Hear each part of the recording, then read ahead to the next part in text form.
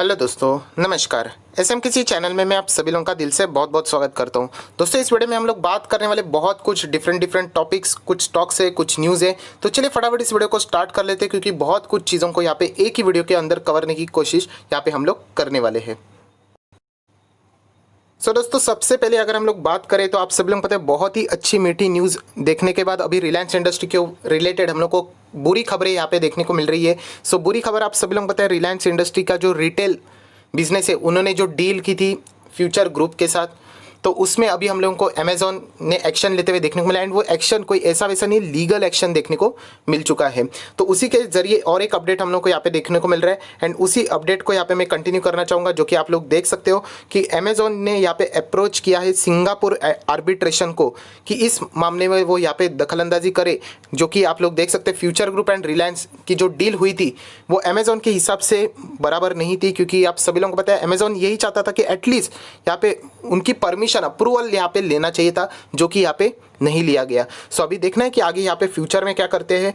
But Reliance industry, इसके चलते हम लोग कह सकते हैं, देखिए इतना तो चल चुका है, अभी कुछ नेगेटिव न्यूज़ आ गई तो इसके चलते हम लोग को यहाँ पे अभी थोड़ा सा डेंट लगते हुए देखने को मिल सकता है। हालांकि बहुत सारे जो एक्सपर्ट है उन्होंने यही कह दिया है कि अमेजॉन को इससे पहले भी यहाँ पे फ्यूचर ग्रुप से ऑफर आ चुकी थी।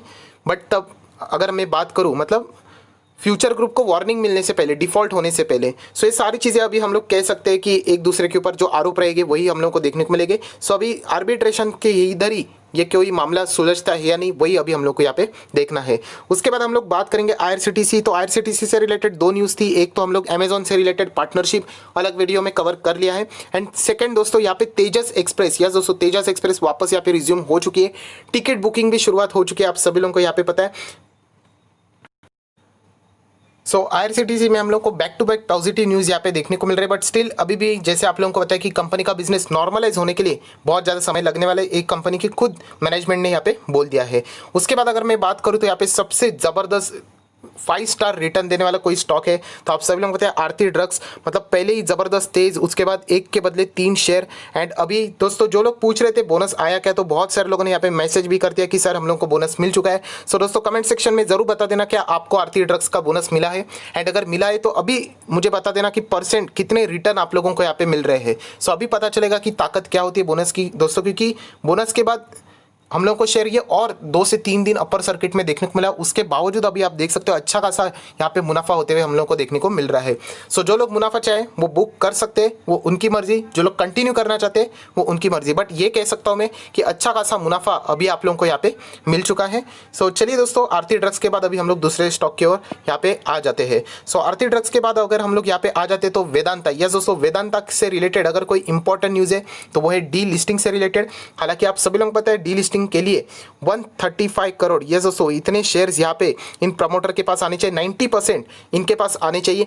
एंड फिलहाल की अगर हम लोग बात करें तो अभी तक उतने शेयर्स तो हम लोग को आते हुए देखने को नहीं मिले। हालांकि कल का दिन ये आखिरी है डी लिस्टिंग से रिलेटेड, अगर किसी को ऑफर करना है तो। अगर मैं बात करूं तो यहाँ पे आप देख सकते हो जो प्राइसिंग बताई जा रही 138 से 140 के ब्रैकेट के बीच में, यहाँ पे कुछ बड़े लोग यहाँ पे इस ऑफर में यहाँ पे बता सकते हैं। हालांकि बहुत सारे म्यूचुअल फंड अभी इंतजार करें, शायद से कल का दिन आखिरी है तो कल शायद से बहुत बड़े बड़े इन्वेस्टर की एंट्री यहाँ पे हो सकती है। उनका प्राइस क्या है उससे रिलेटेड बहुत ज़्यादा चर्चाएं यहाँ पे हो रही है। बहुत सारे एक्सपर्ट का ये मानना है कि ये 200 के ऊपर एक्चुअल में उन्होंने ये शेयर्स बेचने चाहिए, जो कि वेदांता 87 रुपीज़ के आसपास लेने की कोशिश यहाँ पे कर रहा है। डी लिस्टिंग से रिलेटेड एक बहुत ही ज़बरदस्त चीज़ें हम लोग को यहाँ पे देखने को मिल रही है। तो चलिए दोस्तों देख लेते हैं कि कल यहाँ पे डी लिस्टिंग से रिलेटेड कितनी सारी चीज़ें यहाँ पे आती है। अगर उतनी शेयर्स मतलब क्वांटम में नहीं आते तो डी लिस्टिंग इनकी बहुत ज़्यादा प्रॉब्लम में आ सकती है। उसके बाद अगर हम लोग बात करें एक स्टॉक से रिलेटेड तो इमामी बहुत ही पॉपुलर स्टॉक है। बट इनके प्रमोटर की होल्डिंग देखोगे तो लगभग 50% से ज़्यादा के शेयर इन्होंने गिरवी रखे हुए हैं। इनके प्रमोटर ने मात्र 2% के आसपास के शेयर उन्होंने जो गिरवी रखे थे उसको छुड़ाया। तो ये कोई बड़ी बात नहीं है, क्योंकि 50% अगर आप देखोगे तो मतलब 48% के आसपास अभी भी शेयर, मतलब 48 भी नहीं, एक्चुअल में देखा जाए तो 50-56% है।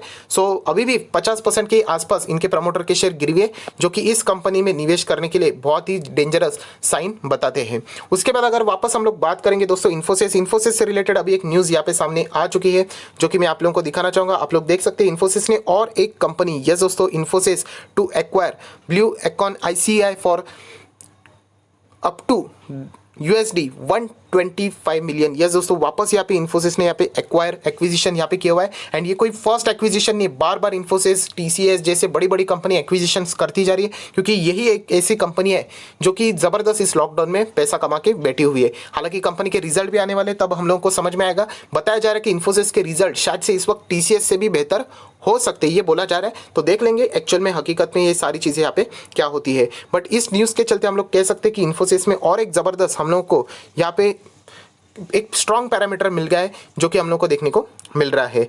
सो इन्फोसिस के बाद अगर हम लोग बात करेंगे तो नेक्स्ट यहाँ पे वापस TCS की बात करेंगे। कोई बायबैक से रिलेटेड बात नहीं होने वाली है। थोड़ा सा मैं नीचे स्क्रॉल डाउन करूँगा तो यहाँ पे हम लोग बात करने वाले, तो आप सभी लोगों को पता है एक बहुत ही पॉपुलर कंपनी एसेंचर हमारे इंडियन मार्केट में तो लिस्टेड नहीं है, आप लोगों को बाहरी दुनिया में देखने को मिलेंगे। So TCS surpasses Accenture to becoming the most valuable IT services firm globally. So पूरे दुनिया में अगर हम लोग बात करें IT की, तो एसेंचर का नाम सामने लिया जाता है। एसेंचर के नंबर्स अगर अच्छे हैं, उनके गाइडलाइंस अच्छे हैं, उनकी कॉमेंट्री अच्छी है, तो बाकी स्टॉक भागते हैं। बट अभी हम लोग कह सकते हैं TCS के ऊपर अभी सभी लोगों के फोकस आ जाएगी, क्योंकि TCS ने यहाँ पे सरपास कर लिया है। उसी के साथ साथ अगर आप लोग देखोगे, TCS ने उनके एम्प्लॉयज़ की सैलरी भी 1 अक्टूबर से यहाँ पे हाइक करने के लिए अनाउंसमेंट कर दी है। सो जो लोग IT सेक्टर में यहाँ पे TCS में काम कर रहे हैं, उनके लिए तो बहुत ही ज़बरदस्त एंड एक राहत वाली बात है, जो कि आप लोग यहाँ पे देख सकते हैं। बहुत सारे लोग सोचते होंगे कि यहाँ पे जो सरपास किया TCS ने एसेंचर को, कौन से बेसिस के ऊपर ये सरपास किया है, तो मैं मार्केट कैपिटलाइजेशन के हिसाब से ये सारी बातें बोल रहा हूँ। सो आई होप कोई कंफ्यूजन नहीं होना चाहिए, इसलिए ये डिटेल मैंने आपको बोल दी है। उसके बाद अगर हम लोग बात करेंगे तो विप्रो की, तो विप्रो से रिलेटेड मैं ऑलरेडी डिटेल वीडियो बना चुका हूँ। बायबैक किसने साइज का रहेगा, कौन से रूट से आएगा, टेंडर ओपन, तो ये सारी चीज़ें पॉसिबिलिटी वाली है। इसके ऊपर कोई भी टिप्पणी देना, इसमें कोई भी तथ्य वाली बात नहीं रहेगी, क्योंकि ये बोर्ड ऑफ डायरेक्टर से डिसाइड करेंगे कि बायबैक लाना है भी या नहीं। सो इससे मैं स्किप करना चाहूँगा, अननेसेसरली यहाँ पे टाइम वेस्ट नहीं करना चाहूँगा। उसके बाद हम लोग यहाँ पे आने वाले SBI card and payment services के ऊपर। सो SBI कार्ड से रिलेटेड बहुत ही एक अच्छी न्यूज़ हम लोग को देखने को मिल रही है, एंड वो न्यूज़ है फंड रेजिंग से रिलेटेड। यस दोस्तों, 200 करोड़, कितने 200 करोड़ रुपया उठाने की कोशिश यहाँ पे SBI कार्ड यहाँ पे करने वाली है। एंड ये किसके थ्रू करने वाली, कमर्शियल पेपर। यस दोस्तों, CP के जरिए, कमर्शियल पेपर के जरिए 200 करोड़ रुपया SBI कार्ड यहाँ पे उठाने की कोशिश करने वाली है। सो बहुत ही अच्छी न्यूज़ है। उसी के चलते हम लोगों को थोड़ा सा यहाँ पे जंप देखने को मिला है। सो लॉन्ग टर्म के हिसाब से अगर देखा जाए तो कंपनी तो ज़बरदस्त ही है, ऑनलाइन प्लेटफॉर्म के कारण अच्छा खासा परफॉर्मेंस और भी यहाँ पे दे सकती है। दोस्तों अगर बात किया जाए इंटरनेशनल न्यूज़ से रिलेटेड, तो आप लोगों को बताना चाहूँगा कि चाइना के फाइनेंशियल मार्केट हम लोग को अभी कल से ओपन होते हुए यहाँ पे देखने को मिलने वाले, क्योंकि आप लोगों को बताना चाहूँगा लगभग 8 दिन का ब्रेक हम लोग को उनके मार्केट में देखने को मिला था। सो चाइना के भी मार्केट बहुत ही ज़्यादा इंपॉर्टेंट होते हैं, चाहे हमारा कितना भी गुस्सा हो। आप सभी लोगों को पता है स्ट्रॉन्गेस्ट इकोनॉमी है उनकी। सो इतने दिनों की छुट्टी के बाद अभी चाइना के मार्केट कल ओपन हो जाएंगे। सो इसका भी इम्पैक्ट हम लोगों को पूरे वर्ल्ड के मार्केट में ऊपर होते हुए देखने को मिल सकता है। उसके बाद अगर हम लोग बात करेंगे तो आपके सामने एक स्टॉक आ चुका है, इसका नाम है येस बैंक। येस बैंक में बहुत सारे लोग पूछ रहे हैं सर आगे क्या करें, तो वापस कहना चाहूँगा दोस्तों, एक पेनी स्टॉक के हिसाब से इसको देख लेना। मतलब डूबेगा तो नहीं, आप सभी लोग पता है इतना RBI ने बचाया क्यों है, बट यहाँ पे इसका अर्थ ये नहीं कि डूबेगा नहीं, मतलब बहुत ही ज़्यादा पूंजी लगा के बैठ जाना। अगर इतना आसान होता स्टॉक मार्केट तो सभी लोग यही करते।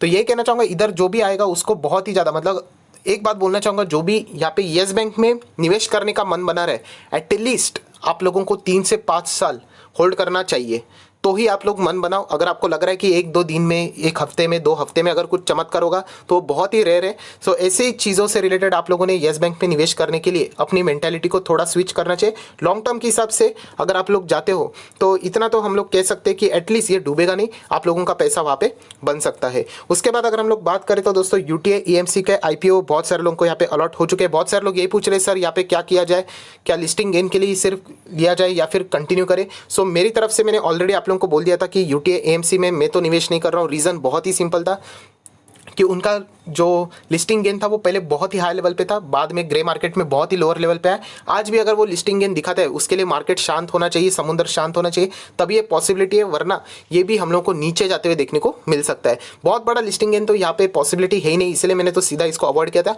एंड उससे भी मेजर कोई वजह थी इसको अवॉइड करने की, तो वो थी HDFC AMC and Nippon life से रिलेटेड, क्योंकि मैं ऑलरेडी 2 AMC अपने पोर्टफोलियो में ऐड कर चुका हूँ, जो कि मेरे हिसाब से उन दोनों में मुझे अच्छे रिटर्न मिलेंगे, इसलिए वहाँ पे मैं रहना एंड कंटिन्यू करना पसंद करूंगा। उसी के साथ साथ अगर हम लोग बात करें तो माझगांव डॉक से रिलेटेड भी यहाँ पे आईपीओ यहाँ पे हो चुका है, आप सभी लोगों को पता है। बहुत सारे लोग पूछ रहे हैं कि यहाँ पे लिस्टिंग गेन होगा, तो फिलहाल ग्रे मार्केट में मजगांव डॉक से रिलेटेड बातें हो रही है कि ये अच्छा खासा लिस्टिंग गेन दिखा सकता है। सर क्या आपने अप्लाई किया था? तो मैं ऑलरेडी बता चुका था दोस्तों आप लोगों को कि 95% मैं यहाँ पे अप्लाई नहीं करूंगा। अगर मैं अप्लाई कर दूंगा तो आप लोगों को बता दूंगा। तो यस, मैंने अप्लाई नहीं किया है, बट स्टिल मैं आप लोगों को बताना चाहूँगा 7 से 8 से 9 हज़ार तक के आसपास लिस्टिंग गेन यहाँ पे एक्सपेक्टेड है। मैंने अपना ओपिनियन क्लियर रखा था कि ये लिस्टिंग गेन जरूर दे सकता है, बट स्टिल मैं इसको अवॉइड इसीलिए कर रहा हूँ क्योंकि मेरा यहाँ पे मन नहीं बन रहा है। एक पीएसयू है एंड अगर यहाँ पे मैं फंस गया तो मैं लॉन्ग टर्म के लिए यहाँ पे होल्ड करना नहीं चाहता हूँ। सो मेरे जो विजन थे वो मैंने क्लियर कट बोल दिए, बट यहाँ पे मैं जरूर कह सकता हूँ कि यूटीए एएमसी से यहाँ पे आप लोगों को अच्छा खासा जरूर लिस्टिंग गेन देखने को मिल सकता है एंड ग्रे मार्केट में भी इसका अच्छा खासा प्रीमियम फिलहाल यहाँ पे चल रहा है। सो यहाँ पे कोई टेंशन की बात नहीं है, आप लोगों को अटकने की कोई भी चिंता वहाँ पे नहीं होनी चाहिए।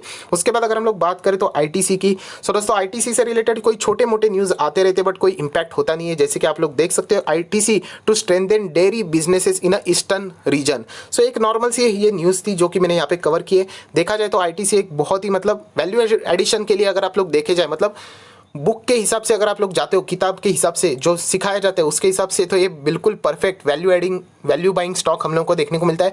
बट मैं इससे रिलेटेड डिटेल वीडियो बना चुका हूँ कि आईटीसी का सबसे मेजर प्रॉब्लम क्या है। तो वो प्रॉब्लम क्या है जो आईटीसी को बार बार नीचे स्लिप करवा रहा है। ऊपर आई बटन पे क्लिक करके वीडियो देख लेना, तो आप लोगों को समझ में आएगा कि आईटीसी का सबसे बड़ा मेजर प्रॉब्लम क्या है।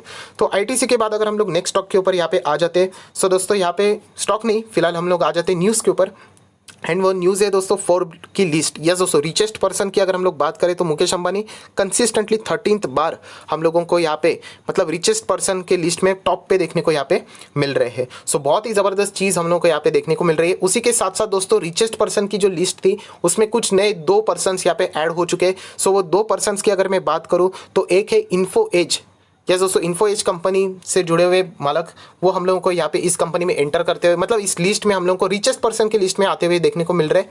अलग अलग टाइप की लिस्ट होती है, तो मैं सिर्फ आप लोगों को बताने की कोशिश कर रहा हूँ। एंड दूसरे जीरोदा कंपनी जिन्होंने यहाँ पे बनाया है तो उनका भी नाम यहाँ पे शामिल हो चुका है। सो बहुत ही अच्छी बात है, 2 नए लोग हम लोगों को यहाँ पे देखने को मिल रहे हैं। तो दोस्तों उसके बाद अगर कोई न्यूज़ है तो वो भी हम लोग कवर कर लेते हैं। तो ठीक है, एक बार अमेरिकन बाजार यहाँ पे देख लेते हैं। तो मतलब मैं आप लोगों को यहाँ पे लेके जाना चाहूँगा, रिफ्रेश कर लेता हूँ। फिलहाल 10:50 हो रहा है, तो अमेरिकन बाजार की हालत बिल्कुल फ्लैट नज़र आ रही है। आप देख सकते हो 0.25% मात्र। सो देखा जाए तो इसकी स्थिति कभी भी बदल सकती है। वीडियो अपलोड करते करते कुछ भी गिरावट आ सकती है या फिर तेज़ी भी आ सकती है। सो अमेरिकन बाजार में आप सभी लोगों को पता है स्टिमुलस पैकेज से रिलेटेड बहुत कुछ ताना खींची यहाँ पे चल रही है। अभी वापस एक न्यूज़ आ रही है कि यहाँ पे होप रखी जा रही है, देख सकते हो कि पार्शियल कोरोना वायरस स्टिम्युल डील शायद से यहाँ पे हो सकती है। मतलब ये पता नहीं, अभी ऐसी सारी चीज़ें यहाँ पे चलती है। जैसे कि मैंने कहा कि मार्केट में होप के ऊपर बहुत सारी चीज़ें की जाती है, तो वही चीज़ें अभी यहाँ पे भी देखने को मिल रही है। सो जितने भी इंपॉर्टेंट न्यूज़ थे दोस्तों यहाँ पे मैंने फटाफट कवर कर लिया। अगर आपको ये वीडियो अच्छा लगे तो लाइक करना, दोस्तों के साथ शेयर करना, तो उनको भी ये सारी बातें पता चल जाएगी। So that's it, thank you very much दोस्तों। We will be meeting my next video. तब तक के लिए बाय बाय।